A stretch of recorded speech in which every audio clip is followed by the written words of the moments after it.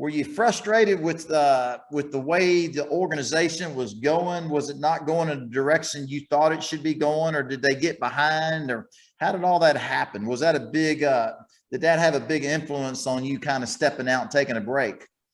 Yeah, it really did, David. I mean, you know, there's so many levels, I guess. You know, I felt like as a race car driver, I told myself that when I feel like I can't win anymore, you know, whether that be because of my driving ability or that is the race car, and, you know, I'm going to hang it up. And that's exactly what I told myself all along. I'm not going to be out there driving, hoping that I'm going to catch a break, hoping I'm going to do something. You know, I've been successful. And it got to the point you want to have faith in a team. You don't want to, at the same breath, didn't want to give up right on Roush Fenway.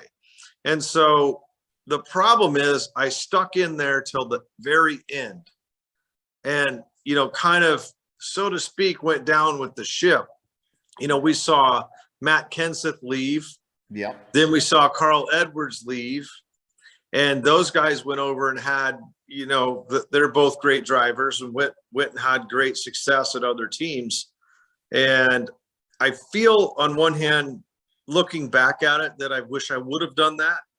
And, but I got to the point where I was so frustrated that we'd sit in meetings and how we would basically tell each other how we're going to be better this week. And we've got this and we got that and we got that. And we show up at the racetrack and, you know, we could get between 15th and 20th back and forth, but there was just no, David, when we put the car in the trailer leaving the shop, I knew there's no possibility that we could win. And I'm thinking, okay, well, maybe next week or maybe in 4 or 6 weeks, we're going to be able to figure something out to get back to where we could, you know, compete and win races. And that just, I could see where we were headed and that wasn't going to happen. And so it was a rough decision for me, but it was killing me mentally and physically as a competitor to, you know, go out there every week and stand in front of the sponsor and everything else and buckle into that car, and all those race fans think that you're going to run in the top 5 or even the top 10. And I just knew that wasn't happening. Right. And I just said, I cannot do this anymore. I just can't do it.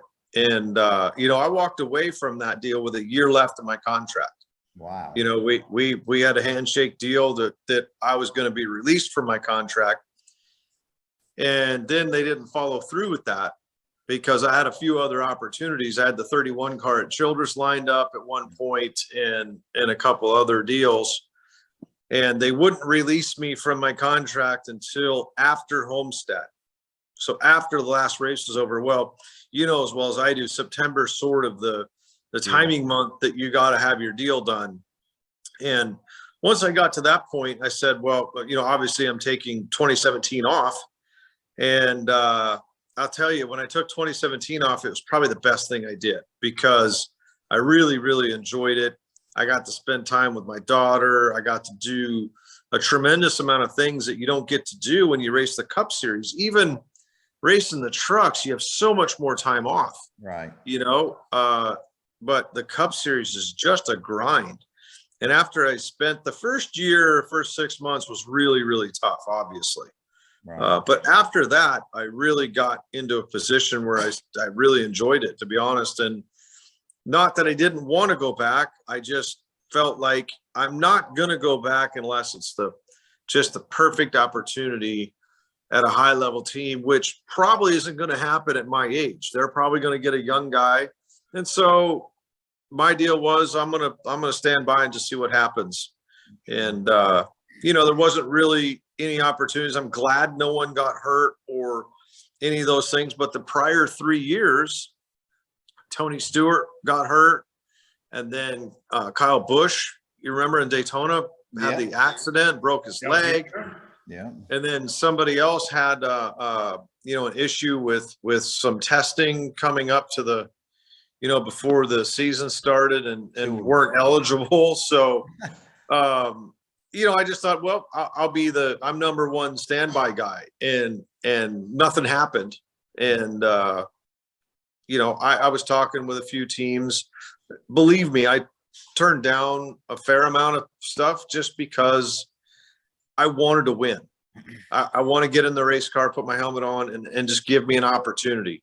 Right. And fast forward to getting in the 44 car, I felt like, either I could get in a competitive team and win, help another driver that may have gotten hurt or whatever, or that kind of goes along with help a team get their start in the sport, or, kind of make a comeback. And so I told them, the 44 New York racing team, I'd come back and help them get their program going and use my experience and my knowledge to try and get them pointed in the right direction. Right. Well, I know one thing, the fans were excited about it. A lot of people, I mean, it was, I heard a lot of fans. You got a big following out there, and man, people were excited that the Biff was back in a race car, you know what I mean? But it's understandable. It's kind of interesting to hear you speak about, Roush Fenway, just, you saw that. And, Greg Biffle went from winning all these races to all of a sudden your car is not very competitive. And people know, we know, and the people on the inside the industry know. I don't know how much the fans know, but you talk about Greg Biffle. Biffle can get in anything and win. You know what I mean? So it plays on your mind. It's emotional. It's it's draining. So it's understandable. But man, like you said, you saw Carl Edwards and Matt Kenseth. You know what I mean? When they stopped winning there, man, they vacated as quick as possible. And you saw what they went on to do. And I think if you would have got that opportunity, you would have done the same thing, and it's, I don't know, you were very loyal to them, and hopefully they appreciated that, because, who else was it going to get? I mean, there wasn't a lot of people standing in line to go drive for Roush Fenway at the time, because, the people on the inside knew that all of a sudden the lights flip switch and it just wasn't very competitive. But man, you hung in there, and it was kind of interesting to see you do that, Yeah, I felt really loyal, and the other thing about that is the sponsor had a tremendous amount to do with it. 3M, I had a bunch of great relationships with folks at 3M. Senior VP of marketing and a lot of other people. Over my career, I had really 4 sponsors, right?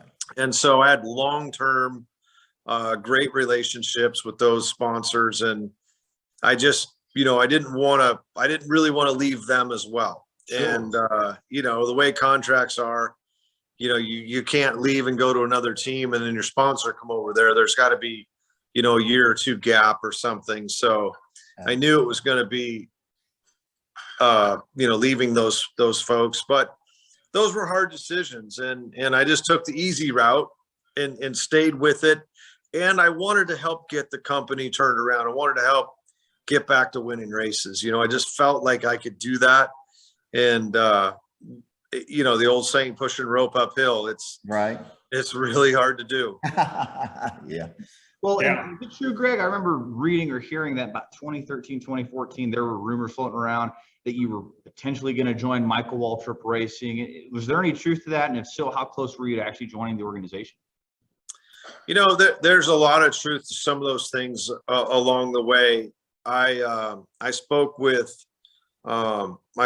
Gibbs about driving the 20 car prior to Joey Logano getting in it.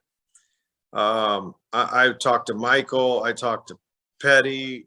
I talked to a few different teams about driving for him. I talked to Ray Abraham about coming and driving for his program. So, I talked to a lot of different teams, and a lot of them had interesting offers and,